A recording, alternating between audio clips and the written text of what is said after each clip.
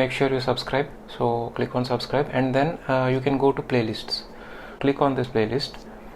So here you can see pretty much I covered almost all the topics. In this video I'll talk about so there was a question from a subscriber regarding how to do the safety checks, like what will be asked about the car during the exam. So I would assume it's related to safety checks. So what are the safety checks we need to know before the exam? And also he asked a question about which car is preferable, like should we go with the car that is provided by traffic bucket, or should we go with a car that we are driving with the driving school. So I'll try to answer these questions in this video. So let's get started.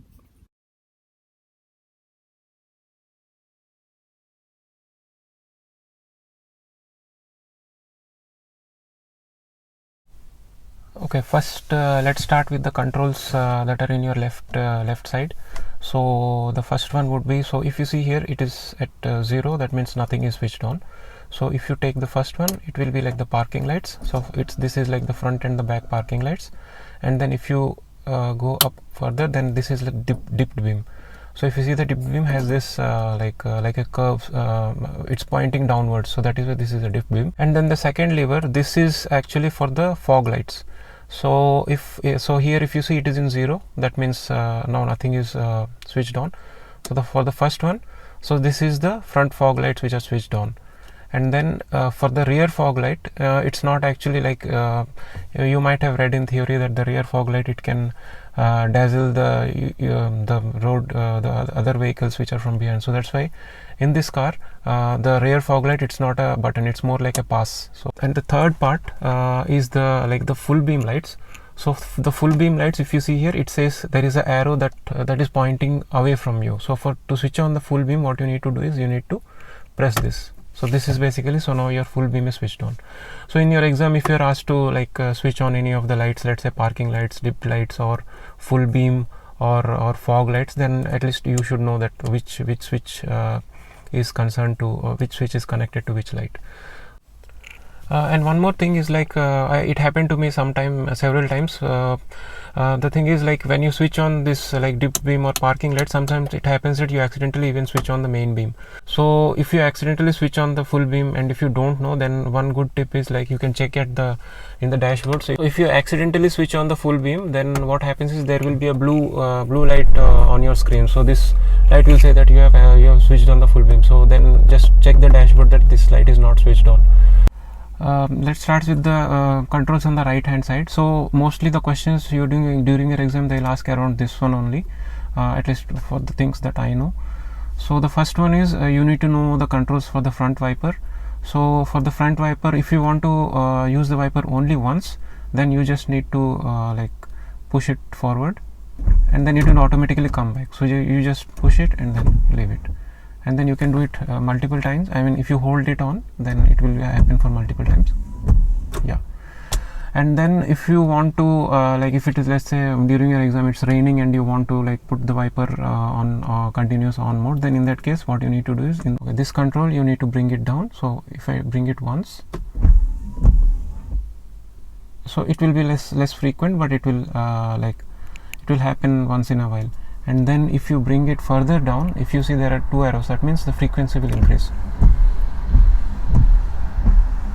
You see the frequency has increased, so it is wiping again multiple times. So to clean the windshield, if your windshield is dirty, if we ask you to clean the windshield, then you need to pull this control towards you.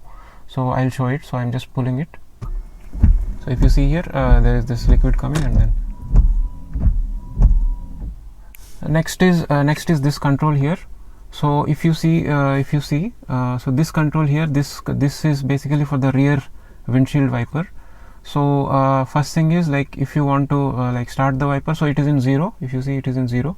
So now nothing is happening. But if you just do it once, so this one makes sure that it's happening more frequently. So it's up to the frequency. So here if you see, it's a dotted line, that means it will happen and then it will stop, and it will wipe and then stop. But here it will be happening continuously. So this is for the rear. And if you want to use the the liquid cleaning for the rear wiper, then what you need to do is you need to pull it towards, you need to just, so it's like a switch, so so you need to just turn it anti-clockwise and hold it, then it will be cleaned. So if I hold it on, so here if you see it's cleaning, and then I leave it, and then the wiper is clean. Yeah, and then one more important thing is using the defroster. So for defroster you will have these two buttons. These are the two buttons for the defroster. So first one is for the front defroster, second one is the rear defroster. Many people might be having confusion regarding like what exactly is a defroster, what is the purpose of it. So let's say you are driving in your car and then it's very cold outside.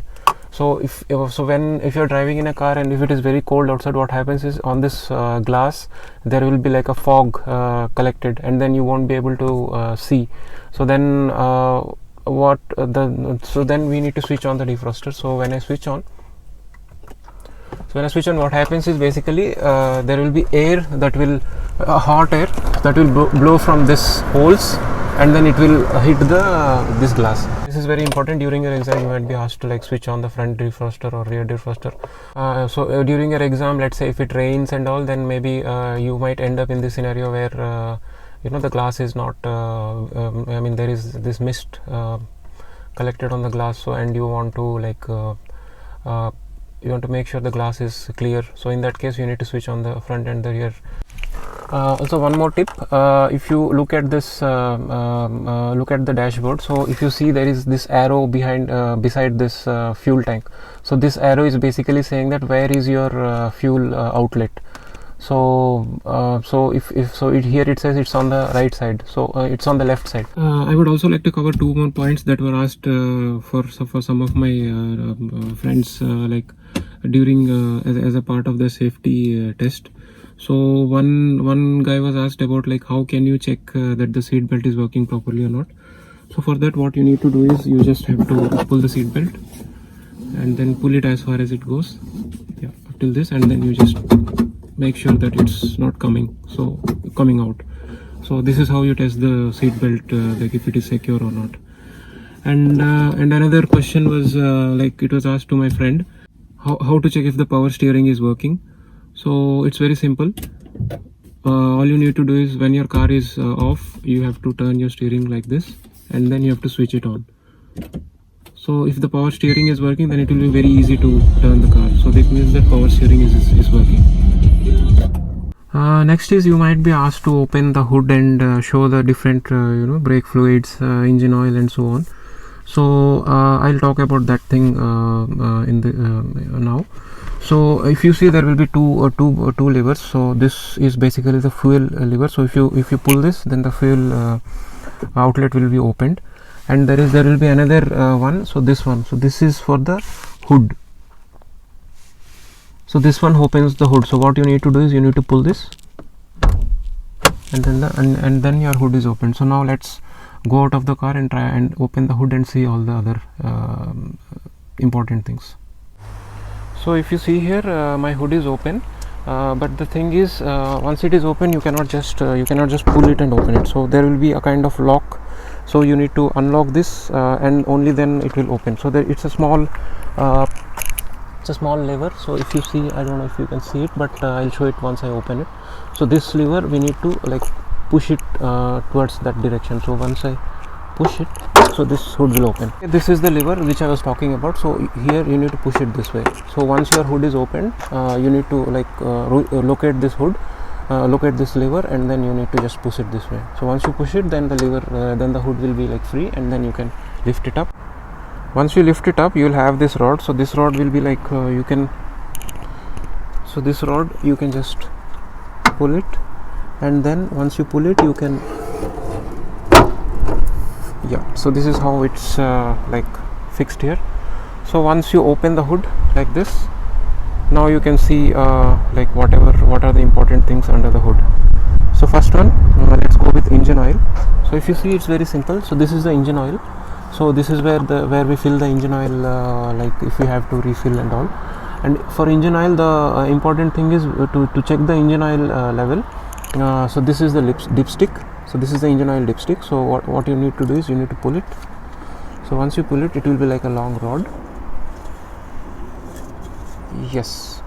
So here if you see at the end of this rod, you will see like there are two holes, so 1 and 2.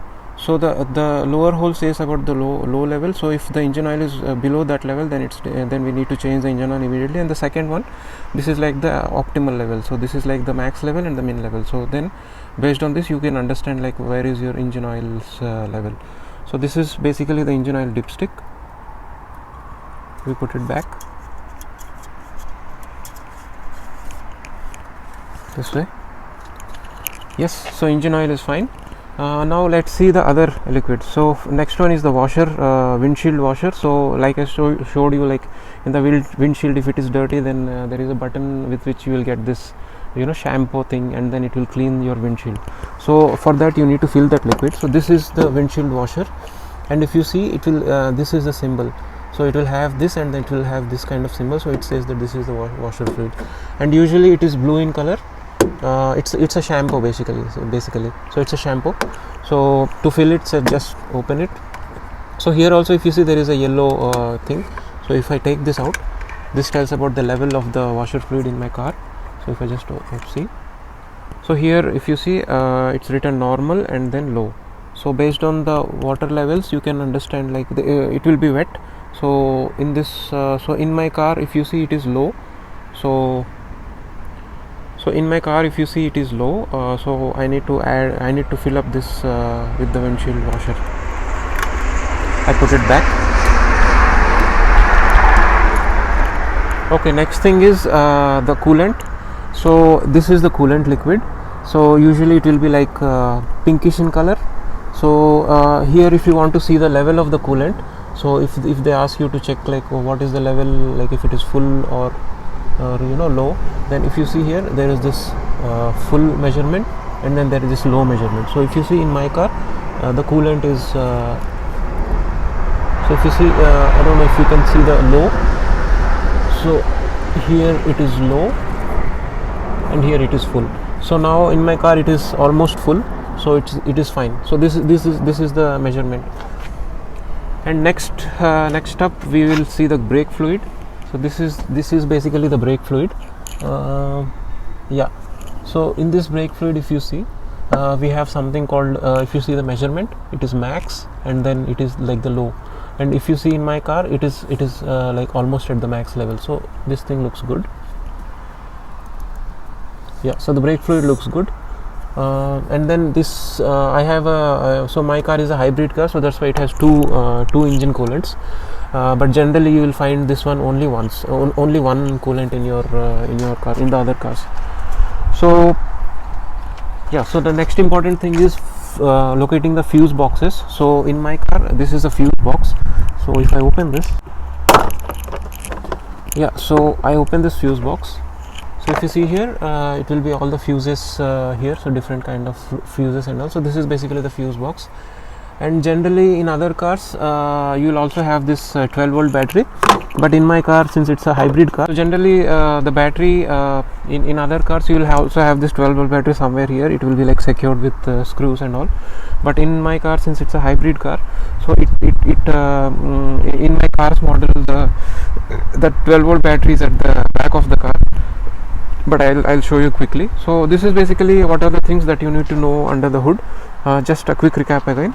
First is the engine oil, and the level you check it with the dipstick, and next is the washer fluid, and the level you check it with this yellow thing. So if you take out, there will be these levels. And the third is the engine coolant, and the level, it will be already there on this, so it will be saying full or low, and based on that you can understand if it is low or full. And the fourth one is the brake fluid. So here it is the brake fluid, and then here also it also has this measurements, max and low. So based on this you can understand that if it is at the max level or not. And then you have this fuse box, and then you'll also have a 12-volt battery somewhere here. So these are the things you need to know under the hood. So like I said, in my car, the 12-volt battery is at the back. So here if you see, so this is basically the 12-volt battery. This is the positive terminal, this is the negative terminal.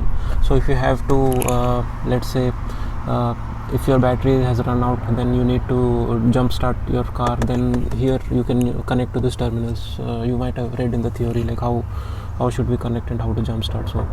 So yeah, so this is basically the 12 volt battery. Usually in other cars it will be at the front, but in my car it's at the back. So it depends upon the different car models. So yeah, that's it. And the next question was, should I use the car from provided by traffic workette, or should I use the car that I've been driving in driving school? Well, the short answer is it depends. It depends upon you entirely. During my driving preparation, I got to drive in 3 or 4 different cars due to some circumstances. So in that case, in my scenario, I drove in different kind of cars, so I have a fair idea of how the accelerator functions and the brake. So I get a feel of how the accelerator and the brake functions. But if you are driving in, let's say, only one car, and if it's, let's say, very old car, so generally in traffic schools they use old cars. So in that case, I would say in the traffic workette, the cars that they provide are mostly very modern cars. They will either be a electric car or a hybrid cars.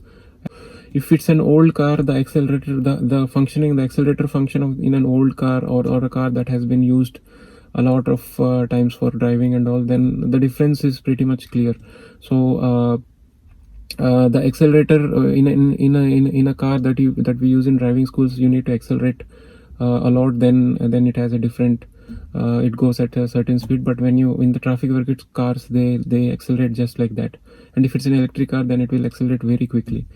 So I would say if you are having problems with speed and all, if you are crossing the speed limit more frequently, then I would say better to go with a car that you are that you have been driving during your driving practice. But if you are okay, if you are comfortable, like if you're okay handling the speed and the braking and all, then I would say it doesn't matter, like you can take the car from traffic workette. So bottom line, it's entirely up to you. So it's just like I would say since it will be a new car for you, if you want, you can go to traffic workette office and see the cars outside. So then you can get a fair idea of what are the car models they are using, and if you have access to, then you can just try that car. But in general, for most of the people, it's not a problem. You can go ahead and book the car from traffic workette and use that car. But if you have any issues with braking, accelerating, and if you are constantly going above the speed limits and all, and if you don't have a great control of the accelerator and brake yet, then I would say better go with a car that you are more comfortable with. So that the idea is, in the exam we are trying to reduce the number of factors that we have to concern about. So for example, if you know the routes, then that is one thing you need not worry about. You know the speeds and all. And the next thing is, like, if you are comfortable with the car, you are comfortable with the accelerator and brakes, then that is also one thing you need not worry about. But if it's a completely new car and you don't have an idea of accelerator and brake, then it could be a bit more concern, because anyways during your exam you have to worry about many other things, like checking the blind spots, driving in the speed limits, and so on. So there are a lot of things, and also checking the road signs, and also there are a lot of things already on your plate. So the idea is, if you take a car from driving school, and if it is comfortable to you, then you have at least one less thing to worry about. So that would be my suggestion. And during your exam, before you start your exam, you will have some buffer where you have to drive in like 30 roads or 50 roads before touching the highway and all.